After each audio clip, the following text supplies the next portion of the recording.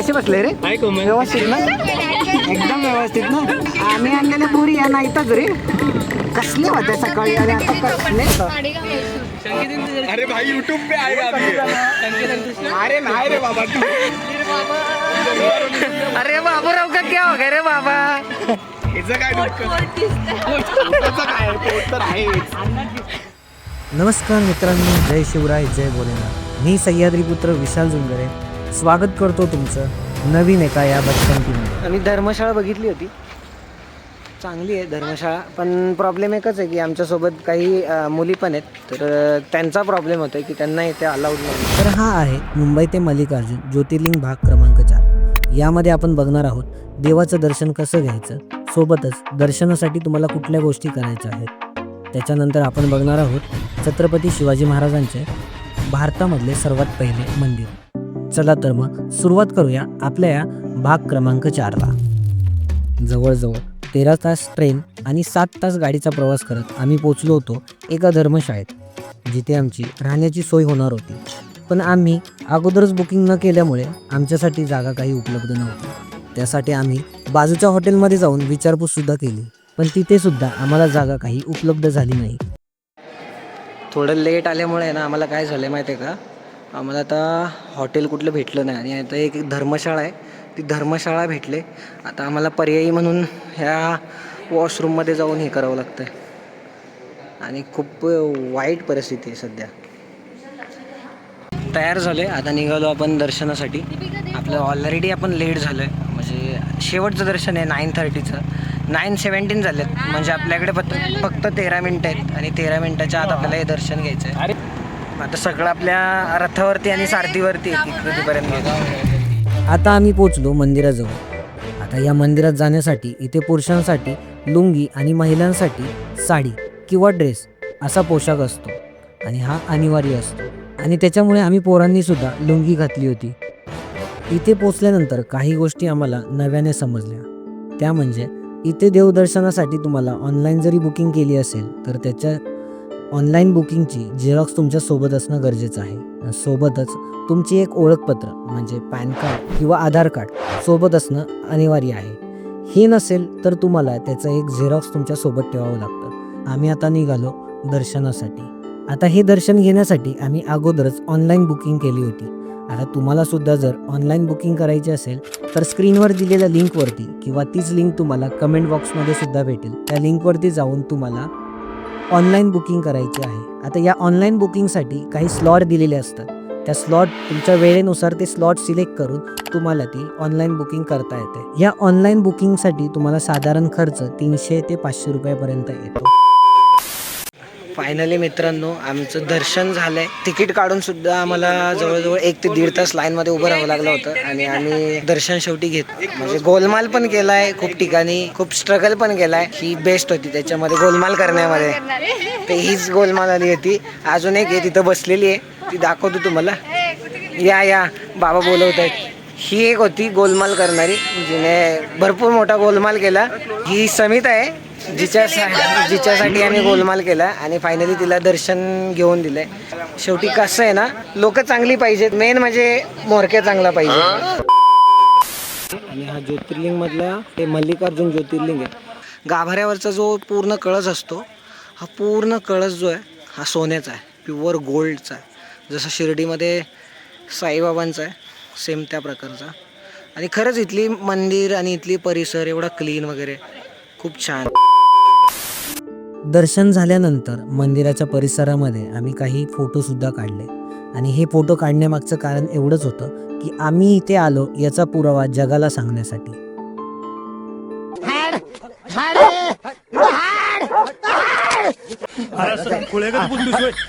कुत्रा आहे नाहीतर दुसरं काय बोलायचं त्याला. अरे कुत्र असलं तरी मंत्र्याच आहे, येडायस का काय?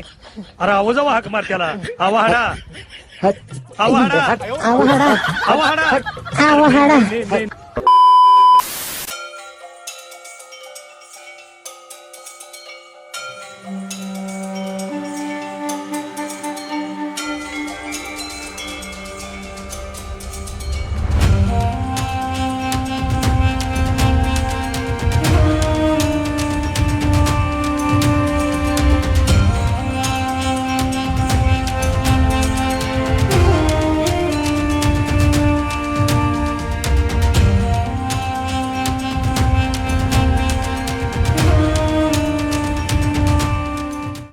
सगळी लाईन जी आहे हे सगळे लोक जे आहेत ते उद्याच्या दर्शनासाठी आहेत आणि इथे झोपलेत. ये आता तर संध्याकाळ नाही, रात्र म्हणता येते. आणि रात्री आम्ही मंदिरासमोर उभा आहे. तर सगळ्यांना माहिती आहे हे मंदिर आहे मल्लिकार्जुनचं. तर रात्री वाजले 12:15 आणि गाईज आम्ही मंदिरासमोर फोटो काढतोय उपाशी तापाशी फिरत. श्री शल्यम पाशी आपण आलोय.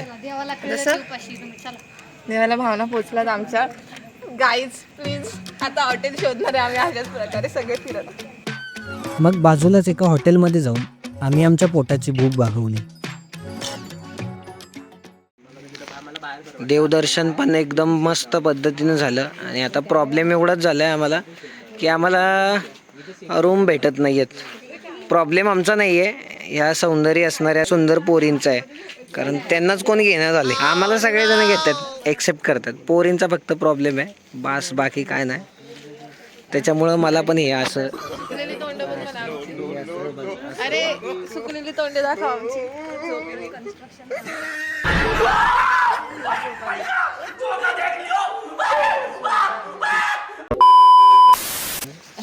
आमच्यात एक पेशंट पण आले. तात्या काय झालं? तात्या बघा आमच्या झोपायचं काहीतरी. तात्या हिच्यासाठी आम्हाला स्ट्रगल करावं लागतं कारण हिच्या एकटीसाठी आम्हाला रूम पाहिजे आणि आमच्या पोरांनी ॲडजस्ट केले. जिरली. धन्यवाद बास, आमची जिरली. थोडे पैसे जास्त देऊन आम्हाला इथे राहण्यासाठी जागा भेटली.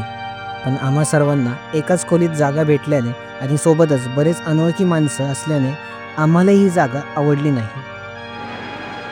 मग आम्ही हॉटेलच्या लॉबीमध्ये झोपण्याची तयारी दाखवली. पण तिथे झोपण्यासाठी त्यांनी आम्हाला नकार दिला आणि या गोष्टीमुळे मला तिथल्या हॉटेल मॅनेजरसोबत रात्री 1:30 वाजता वाद घालावा लागला. 14 बेड का दिया ना? 14 का 14 बेड का ना? रिकॉर्ड करो, सब रिकॉर्ड करो. रिकॉर्ड की बात नहीं, 14 बेड का दिया ना? अरे कल सुबह पूछो, मतलब ये क्या होता है? मतलब ये रिस्पेक्ट वगैरह कुछ होता नहीं क्या? गर्ल्स यहाँ पे बैठी है, रिकॉर्ड करो, ये करो. 14 बेड किधर है? 14 बेड जो बुकिंग हुआ था. पहले कितने बजे का है? टाइमिंग किधर था? तुम पहले कितने बजे का आया? किधर? चेक करने को कितने बजे का आया? 9 बजे, 8:30 बजे, 8:30 टाइम बजे. कितना? तो दर्शन के लिए गए टाइम ना. कितना? वही बोलो. हम लोग आए ना, एक घंटा हो गया हम लोग बाहर. 1 घंटा हम लोग टिकट नहीं बंद करो. नहीं, एक घंटा हो गया हम लोग बाहर बैठे हैं. अभी टाइम 1:40 हो गया. 1:40 हो गया. हाँ. 9 बजे को तुम आया, बराबर. सब चेक करने को बाहर गया. 9 बजे को आएगा तो क्या झगड़ा करेगा तो क्या करना? तो पैसा कब दिया? क्या पैसा कब दिया? पहले तुम चेक करने को गया ना, किधर? इधर हाँ इधर सब चेक करने को, रूम बेड चेक करने को गया ना. हाँ क्या करना? हाँ. तो चेक किया, पैसा कब दिया? पैसा पैसा कब दिया? क्या पैसा कब दिया? आपको पेमेंट कब दिया? पेमेंट तुम लेट आया, तुम टाइम आया तो करे हो गया. अरे तो ऐसा थोड़ी होता है, आपने पैसा लिया ना. अभी टाइम भी चेक करो. टाइम बराबर है, टाइम भी हमने चेक किया. एक मिनट ठहरो. अभी टाइम कितना? तो वहाँ पे आपने बताया था क्या कि इतने बजे आना है? बताया था क्या? बताया था क्या कितने बजे आना है? मेरे साहब आया था, साहब का पूछो. अभी दे दो ना नंबर, फिर हम लोग अभी बात करेंगे. साहब का नंबर दे दो. जो भाई है ना, आप जो कर रहे हैं ना, उनको बता के एडजस्ट होता सब होता बोलने के बाद ही वो दूर. ठीक है, जाके उनको पूछो पहले कुछ करना बोलते. इनको भी बताया क्या है? बोलो ना, बोलो. इन लोग इन दोनों अंदर लेके आके बता ले क्या है. ऐसी भाई नहीं सुनो, पहले बोलो. मैं 11 है बोल के बताए. इसको तो वही रहता, आप लोग न्याय बोल के हो गया वो ना बोल तो वही पैसे लेते. अटैचमेंट में कल एडजस्ट करना बोल तो देते, नहीं तो छोड़ दो बोला. उन्होंने बोला ठीक आहे भाई ॲडजस्ट करेंगे. नाही पण आमिषने पैसे कधी दिले? आमिषने पैसे कधी दिले? आमिषने पैसे कधी दिले? का दिले पण? अरे यार तुम्ही खरंच यार, आता त्याच्यावरती पण भांडून मला काय उपयोग नाही. अरे क्या करूं मैं इसका? क्या करूं इसका? क्या करूं? मार भी नहीं सकता. सगळा वाद मिटवून थोडं आम्ही आणि थोडं हॉटेलवाल्यांनी ॲडजस्ट करून आम्हाला बाहेर झोपायला परवानगी दिली. आणि मग सगळेजण आपलं शरीर गादीवरती झोपवून आत्म्यासोबत स्वप्नात फिरायला गेले होते. सकाळचे 5 वाजलेत आणि 5 वाजता आम्हाला निघायच्या तयारीत जायचं आहे. कारण 7 वाजता आम्हाला आमचा ड्रायव्हर आहे तो हैदराबादला घेऊन जाणार आहे. 7 वाजता गाडी डॉट तो चालू करणार आहे. 5 वाजलेत. ह्या आमच्या पोरी आहेत, उठल्या नाहीत. ही पोर आहेत, फक्त आमचा सिद्धेश आहे उठला आहे. इकडं आमचा तुषार आहे, उठलेला परत झोपला आहे. शमिता आणि ऋतुजा म्हणजे सकाळी उठले. Good morning good morning. आणि ही पण उठले वाटतं. हिचं नाव मला येईना दीपिकाचं. प्रवासात एक जण असतो ना जो काचा सारख्या गाडीचा दरवाजानं काचा धुवायला होतो, तो माणूस आहे. झोपला आहे. मी पण उठलो आहे. आता हॉटेलची व्यवस्था सुव्यवस्था हे काल आपण बघितलेच रात्री. आता फ्रेश होऊया. मित्रांनो, सकाळच्या 6 वाजल्यात आणि 6 वाजताचा हा वातावरण आहे सकाळचं. सुंदर आहे. दुःख आलंय सगळीकडे. दुःख आहे. धुक्यामध्ये सगळा परिसर नाही पण थोडाफार परिसर धुक्यामध्ये गायब झालेला आहे. हे ते हॉटेल आहे जे आम्ही इथे येऊन बुक केलं होतं. खूप राडा झाला होता. कॅप्चर केला आहे, टाकलेला असेलच. आणि काल मी तुम्हाला जसा एक प्रसंग सांगितला होता, त्या प्रसंगामध्ये एका व्यक्तीचा उल्लेख करायचा माझ्याकडून राहून गेला होता. तो म्हणजे हा आपला सिद्ध पुरुष सिद्धेश आहे. भरपूर त्याने कष्ट घेतले होते दर्शन घेण्यासाठी. खूप धावत पळत आला होता. माझ्याकडे त्यावेळेला मोबाईल नव्हता, नाही तर त्याची परिस्थिती दाखवली असती. पूर्ण घामाने ओला चिंब झाला होता. आणि कारण त्याला देवाचं दर्शन घ्यायचंच होतं. एवढ्या लांब आम्ही हजारो किलोमीटरचा प्रवास करून आले आणि ही गोष्ट चुकणं आमच्याकडनं. म्हणजे एवढ्या लांब येऊन देवाचं दर्शन, देवाची भेट न होणे खूप वाईट गोष्ट आहे. काही हरकत नाही. देवसुद्धा प्रसंगाला परीक्षा घेत असतो, तेव्हा ती एक परीक्षाच होती. नक्कीच. कारण कसं आहे ना, नेहमी बोलतात ना की जोपर्यंत आपल्याला देवाचं बोलवणं येत नाही तोपर्यंत आपण कितीही प्रयत्न करा जाऊच शकत नाही. आणि आपला कालचा दिवस होता आणि त्याच्यामुळे आपलं हे सगळं सक्सेस झालं. खूप कष्टातून झालं. चला पुढच्या प्रवासाला सुरुवात करूया. आता ही आमची कोमल दिसायला तर सुंदर आहेच, पण तरी पण अजून दागिने परिधान करून तिचं सौंदर्य वाढवण्याचा ती प्रयत्न करत होती. सुरुवातीला असं वाटलं की आम्हालाच विचारून तिच्या गळ्यातले सोन्याचे मोत्याचे अलंकार परिधान करत आहे. पण नंतर बाहेर जाऊन बघितल्यानंतर समजलं ती खिडकीचा उपयोग एका आरशासारखा करत होती.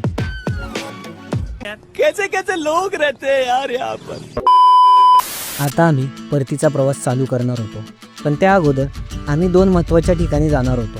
त्यापैकी एक म्हणजे छत्रपती शिवाजी महाराजांचे मंदिर आणि दुसरे म्हणजे साक्षी गणपती मंदिर. तर त्याच्यासाठी आम्ही आता निघालो होतो पहिले छत्रपती शिवाजी महाराजांचे मंदिर बघण्यासाठी. आमच्या पोरी 5 वाजता उठल्यात आणि आम्ही जवळजवळ मला वाटतं आम्ही बॉईज लोकच आहे त्यात थोड्या अर्ध्या तासापूर्वी उठलो आहे. पण 5 वाजता उठून पण अजून या रेडी नाही झाल्या. मला मोबाईलचा फ्रंट कॅमेरा चालू करून सारखा ते बघून मला वाटतं जोपर्यंत मुंबई येत नाही तोपर्यंत त्यांचा मेकअप पण काही पूर्ण होणार नाही. ते असतं ना जैन मंदिर जे असतं ना, जैन मंदिराचा एक इतिहास आहे की म्हणजे ते कधीच आयुष्यात पूर्ण होत नाही. काही ना काहीतरी ते करावंच लागतं त्यांना. तसं पोरींच्या मेकअपचं आहे. आणि मला वाटतं गाईज आपण छत्रपती शिवाजी महाराज मंदिरांपाशी आलेलो आहे. तर छत्रपती शिवाजी महाराज मंदिर हे मंदिराच्या जवळच आहे. काल आपण या साईडला गेलो होतो, पाठीमागच्या साईडला. तिकडे आपलं ज्योतिर्लिंग आहे आणि इथे आपल्या पाठीमागे जे आहे ते छत्रपती शिवाजी महाराज मंदिर आहे. ही आपल्यासोबत मयुरी. छत्रपती शिवाजी महाराज मंदिर आहे म्हणजे अक्षरशः तुम्हाला सांगतो, जर दिसत असेल तर अंगावरती काटा आलाय. ही गोष्ट एवढ्या अभिमानाची आहे, स्वाभिमानाची आहे. आंध्र प्रदेशमध्ये छत्रपती शिवाजी महाराजांचं मंदिर. इथून एक नजारा दाखवतो.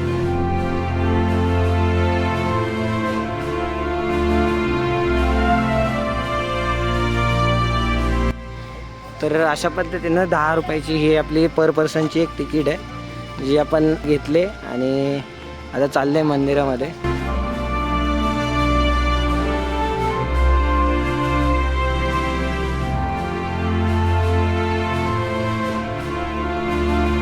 महाराजांच्या मंदिरामध्ये गेल्यानंतर आपल्याला पाहायला भेटतं ते म्हणजे त्यांचा दरबार, ज्याच्यामध्ये समोर बसलेले आपले सिंहासनाधीश्वर, सिंहासनावरती बसलेले आपले छत्रपती शिवाजी महाराज. डाव्या बाजूला जे दिसतात ते छत्रपती संभाजी महाराज आणि उजव्या बाजूला आहेत ते म्हणजे मासाहेब जिजाऊ आणि सोबतच त्यांच्या मांडीवरती राजाराम महाराज. आणि समोर असणारे छत्रपती शिवाजी महाराजांचे अष्टप्रधान मंडळ आणि त्याच्यामधले मंत्री. मंदिरामध्ये राजाराम महाराज बघितल्यावरती मी खूप आश्चर्यचकित झालो, कारण महाराष्ट्रामध्ये छत्रपती शिवाजी महाराज आणि छत्रपती संभाजी महाराज या दोन गोष्टी न शिकवता पण समजतात, पण राजाराम महाराज बऱ्याच लोकांना माहीत नाही. पण या मंदिरात राजाराम महाराज बघितल्यावरती इथल्या लोकांनी जपलेला आणि जाणलेला इतिहास बघून खूप अभिमान वाटला. सोबतच बाजूला असलेली ही मूर्तिरूपे चित्रे बघितल्यानंतर संपूर्ण इतिहास आपल्या डोळ्यासमोर जिवंत होतो. त्यामधल्या एका चित्राने तर मला वेगळीच शक्ती आणि ऊर्जा दिली.